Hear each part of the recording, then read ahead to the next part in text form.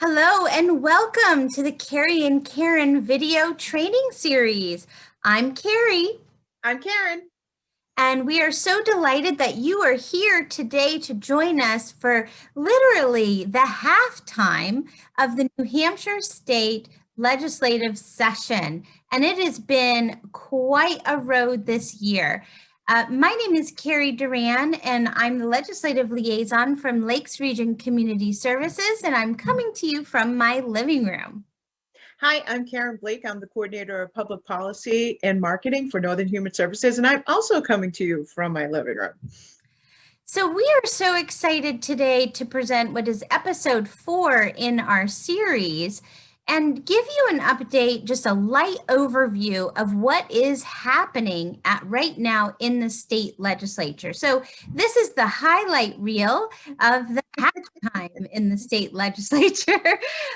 So what do we want to discuss first? I think maybe a quick disclaimer.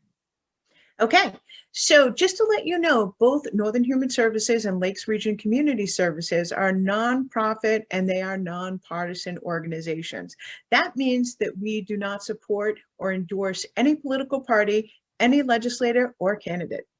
Wonderful. Thank you so much, Karen.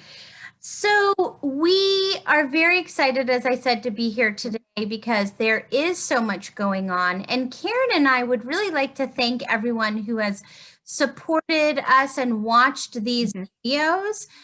We've received some wonderful feedback. We do hope to continue to do them.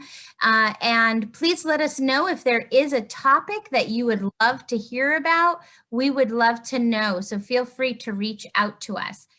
But today's topic is about halftime at the legislature. So Karen, what should we know first? Help us break this down. Okay, so what is known as halftime in the New Hampshire legislature is called crossover.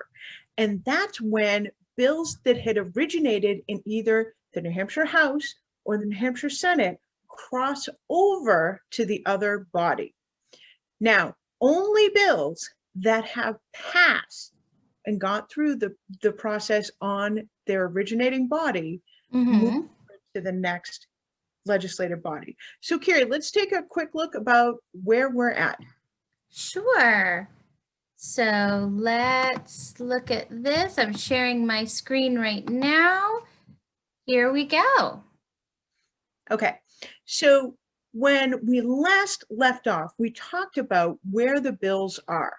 And if you look at this slide, you know, it goes to a committee. It is decided whether it is yes, which is ought to pass, or no, inexpedient to legislate. It comes out of committee, it goes to the full body, and then if it's passed, it crosses over to the other legislative body. Now, there is a time limit in each legislative body to get through this process for every single bill. And what happens is by this year, April 9th, all of the bills from the House have to move over to the Senate, unless, and I'm not going to do a deep dive, unless they're kept in the committee or called retained in the committee. So going forward, now we get to do this all over again for the bills that make it to the second half. So if I may, the full House is going to be meeting Yes. the April 7th, 8th, and 9th. Is that correct? That is correct. So the New Hampshire House, and again, it's a really special year because they got a little bit of a late start. So now they have to take all of those bills and go through them to make sure that everything's done by 11:59 on April 9th, and everything is crossed over.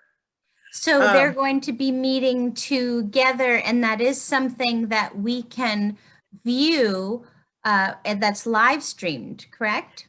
Correct. It is live streamed, but here's the difference. The New Hampshire Senate has been having their full Senate meetings virtually.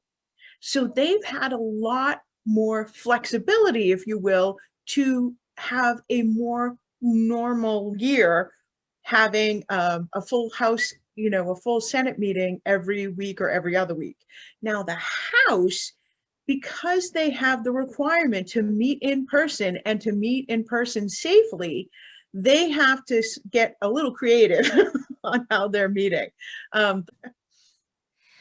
Well, so once they, as you said, once they all meet in person and everything is voted on by 11:59 on April 9th, then it'll switch over to the Senate. Are there Senate bills that are going to switch over to the House?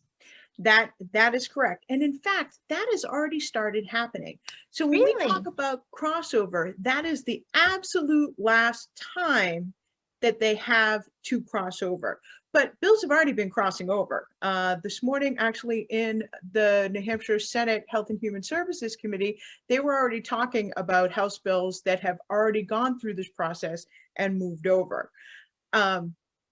Thinking ahead, we really are lucky here in New Hampshire that we have a second shot at a public hearing, because what's true in the beginning is true in the second half. If a bill crosses over, it has to have a minimum of one public hearing and be heard in at least one committee. So if there was a bill that I have testified on or checked in favor of online, and it is crossed over, and perhaps it's whether it's one I support or one I oppose, I will have the chance to give my opinion once again when it's heard in the Senate? Yes. In fact, you want to make sure that whether the bill is moved over to the Senate or moved over to the House, to make sure that your voice is heard on that bill. Because remember, any bill that crosses over is now can be changed in any way.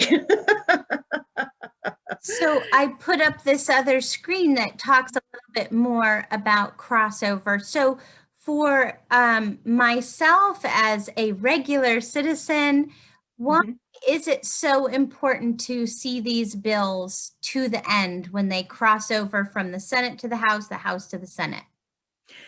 Well, because the bill, when it first put out by the sponsor, if you will, the prime sponsor, it looks one way.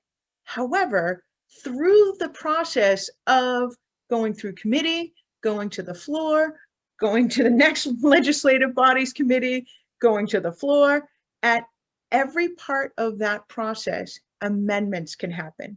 So when you see a bill that has an A next to it, that is so House Bill 20 A. That means the House bill, but now it's got an amendment. So it's really important, because a bill can actually go from saying, it's for this one thing to be completely changed and say it's not for that thing anymore. And I have seen it happen. Wow. Well, that's really good to know. So once the crossover happens, yeah, and the Senate has voted on the bills that have crossed over from the House has now finally voted on the bills that crossed over from the Senate. What happens between then and June, the end of the legislative session? Okay.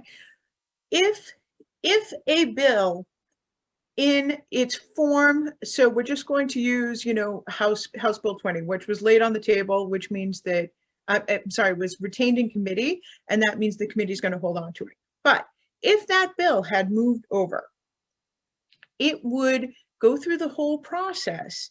And if the Senate didn't change it too much, they then go back to the House and compare notes, if you will.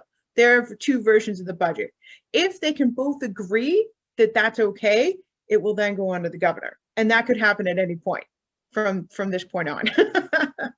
And when you say it goes to the governor, that it gives him the opportunity to either sign it into law or to veto it? Well, to sign it to law, to allow it to become law without his signature, and then or veto it. Yes. Okay, wonderful. Well, is there anything else that you'd like to add that you think we should know about crossover, or just any more halftime highlights that you'd like to share? I think in our next video, we're going to talk a little bit about the budget and the budget process and how all of this relates to the budget. But I think that the really important thing to remember is that if you didn't get a chance to speak on a bill when it started, you get a second shot. And that does not happen in every state in the union, that is for sure. So, again, always see the bills to the end. If they're important to you, make sure that you stay involved. Another real quick question for you. Is it still a good time to reach out to your legislator and give them your position, even if you talk to them early in the legislative session? Absolutely. And I just wanted to share for everyone, if you go back into our other videos, we do have one that talks about how to find who your legislator is. So please refer back to that if you have any questions. And they really do want to hear from you. We do have a representative government, and they want to hear what your opinion is, especially if you're a constituent. Wonderful. Well, thank you, Karen. And thanks everyone for joining us for this highlight reel of the New Hampshire State legislative session. We're so excited to be able to be here with you today, and we will see you on our next video. Thanks so much. Thanks, Carrie. Thanks, everyone. Bye. Bye.